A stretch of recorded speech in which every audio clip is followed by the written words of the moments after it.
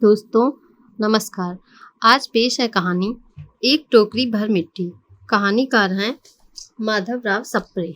किसी श्रीमान जमींदार के महल के पास एक गरीब अनाथ विधवा की झोपड़ी थी।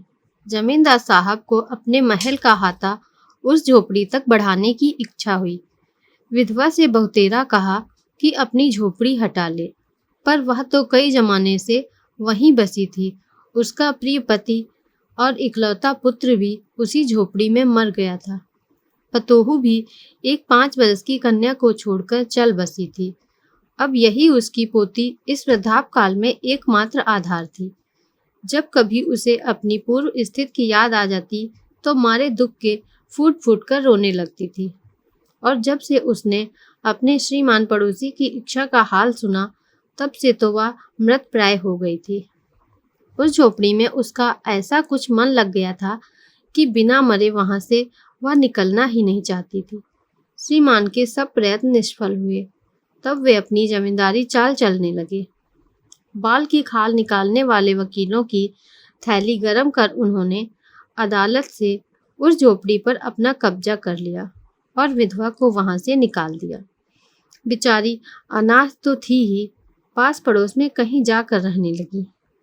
एक दिन श्रीमान उस झोपड़ी के आसपास टहल रहे थे और लोगों को काम बतला रहे थे कि इतने में वह विधवा हाथ में एक टोकरी लेकर वहां पहुंची। श्रीमान ने उसको देखते ही अपने नौकरों से कहा कि उसे यहाँ से हटा दो, पर वह गिड़गिड़ा कर बोली कि महाराज, अब तो झोपड़ी तुम्हारी ही हो गई है, मैं उसे लेने नहीं आई हूँ। महाराज क्षमा करें, तो एक विनती है। जमींदार साहब के सिर हिलाने पर उसने कहा कि जब से यह झोपड़ी टूटी है, तब से पोती ने खाना पीना छोड़ दिया है। मैंने बहुत कुछ समझाया, पर एक नहीं मानती।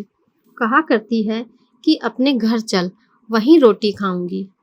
अब मैंने सोचा है कि इस झोपड़ी में से एक टोकरी भर मिट्टी लेकर उसी का चूल्हा बनाकर रोटी पकाऊंगी। इससे भरोसा है कि वह रोटी खाने लगेगी। महाराज कृपा करके आज्ञा दीजिए तो इस टोकरी में मिट्टी ले जाऊं। श्रीमान ने आज्ञा दे दी। विधवा झोपड़ी के भीतर गई। वहां जाते ही उसे पुरानी बातों का स्मरण हुआ और आंखों से आंसू की धारा बहने लगी।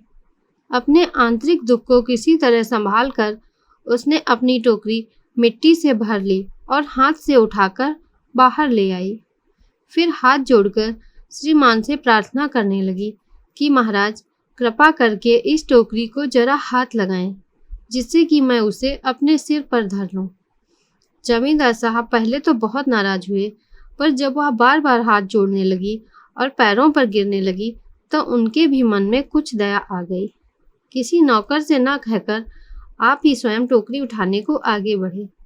ज्यों ही टोकरी को हाथ लगाकर ऊपर उठाने लगे, त्यों ही देखा कि यह काम उनकी शक्ति से बाहर है।